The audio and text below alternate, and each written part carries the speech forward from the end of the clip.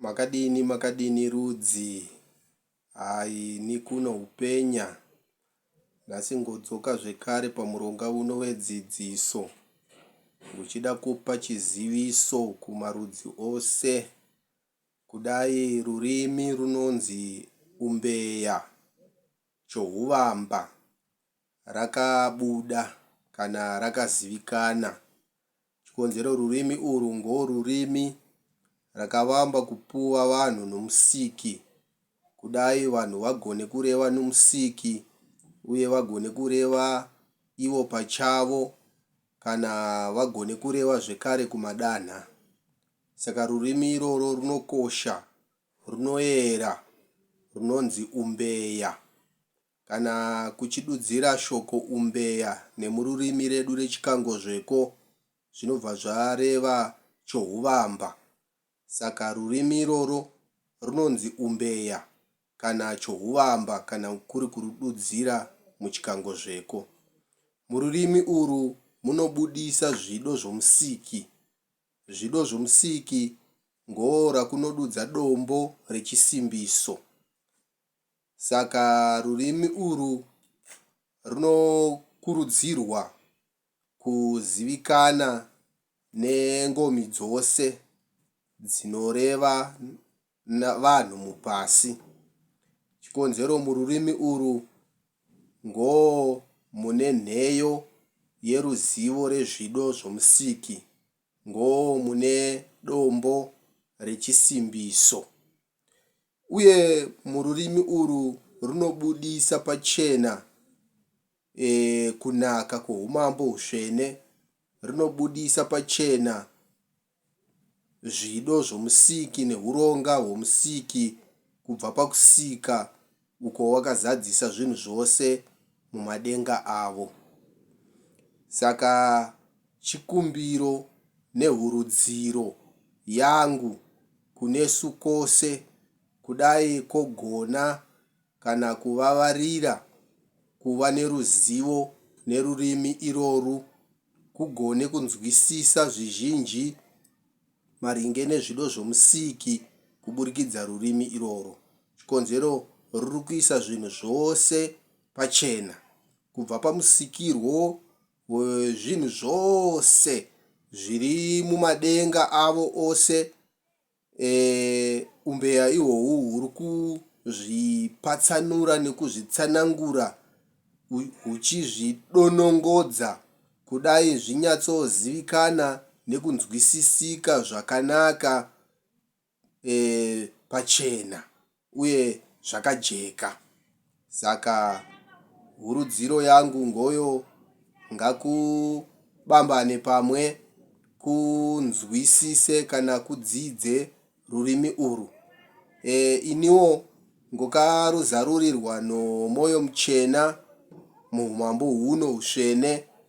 Ngova nemakore anosvika 10 years nguchidzidza rurimi iroru.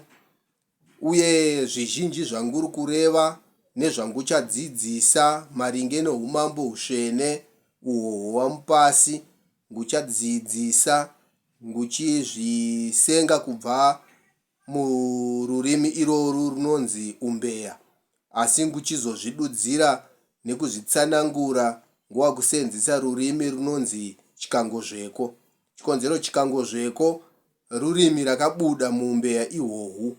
Umbeya ngogukumba rengomi dzose, ngogukumba reungumera dzose. Ungumera masounds. Saka muumbeya mune masounds ose, maungumera ose anowanikwa muumbeya. Asi umbeya ihwohwo huchisevenzesa mashoko mukumepira neposhi 21. Akurududza mashoko mhou, maletters. Kubva pamaletters ivayo 21 panobudisa ungumera dzose dzinowanikwa mukureva kwovanhu kana mungomi dzinoreva vanhu nhasi mupasi. Muumbeya munobudisa pachena nekujekesa pane mashoko anga osevenzeswa akaminamiswa anga akududzwa mashoko erungamidzo kana ma-alpha words, asi asiri ma-alpha words. Akazouya mukurunzira kwaDhiabhori kudai munhu avhenganise zvakanaka nezvakaipa. Mashoko iyaya asingawanike muumbeya ngo akaminamiswa acho, akadai sechakaminamiswa T, chakaminamiswa W, chakaminamiswa Q, chakaminamiswa L, chakaminamiswa X. Saka izvozvo zvakaminamiswa izvi hazviwanike mururimi reumbeya, asi zvinowanikwa mururimi reumbeya ngo mashoko erungamidzo, ma-alpha words, akasevenzesa musiki mukusika zvinhu zvose mumadenga avo. Mashoko iyayo nguchareva nemuronga wao kubva pakuvamba kusvika pakupedzesera. Shoko rokuvamba ngo O, kouya R, G, S, M, N, U, C, P, Z, B, K, A, H, F, V, Y, A, D, E, J.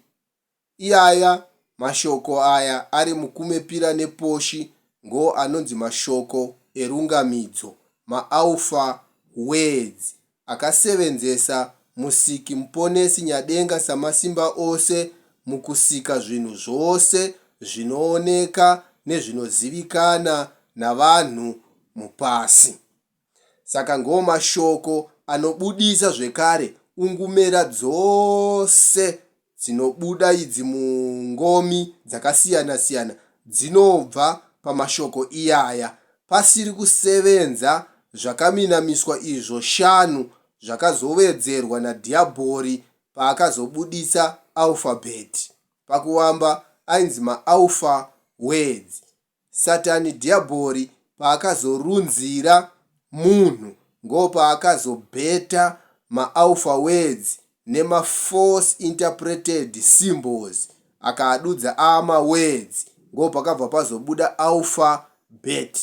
Saka alphabet mashoko, mune mashoko akavhenganiswa akanaka neakaipa, zvakasakisa nhasi mupasi vanhu nezvinhu zvivhenganise kana zvizadzise zvakanaka nezvakaipa.